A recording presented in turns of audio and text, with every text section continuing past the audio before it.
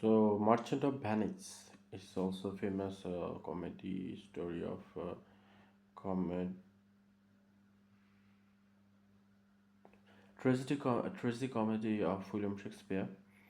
So, this is called Merchant of Venice, where you'll find a Shylock who is a Jewish.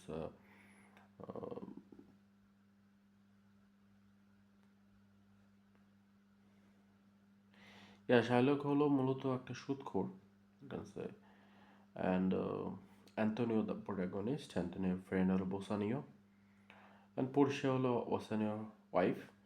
And যখন বসানিয়ন পরশিয়ার বিয়ের সম্বন্ধ আসে, যেখানে Antony হচ্ছে একজন সম্পদশালী বণিক ইন ভ্যানিস। তো জেসিকা অলসো শাইলকের মেয়ে যদিও। তো জেসিকা হচ্ছে প্রেমজনিত ঘটনায় শাইলককে ছেড়ে দেয়, শাইলক দুর্বল হয়ে যায়। এটা যদিও প্রসঙ্গ খুব একটা ইম্পর্টেন্ট না, জাস্ট বলার জন্য, মনে রাখার জন্য বললাম। তো Shylock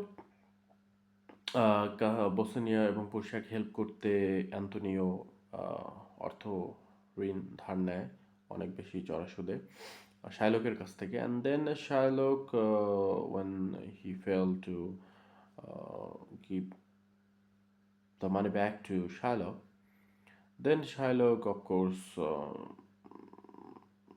looked for justice, and then justice, I mean কোর্টে, আদালতে, বিচার আদালতে, you can say. Oh by the way, একটা ডিট ছিল যে শাইলককে যদি অর্থ প্রদান না করতে পারে, সেক্ষেত্রে অ্যান্টনিওকে তার নিজের শরীরে মাংস দিয়ে দিতে হবে। সো দেন শাইলক যখন এটা ডিমান্ড করছে, তখন পর্শিয়া ছদ্মবেশী হয়ে উকিল হয়ে অ্যান্টনিওকে হেল্প করতে গিয়েছিল, বিকজ অন পর্শিয়া অ্যান্ড বসেনিওকে আবার ওইদিকে অ্যান্টনিও হেল্প করছিল।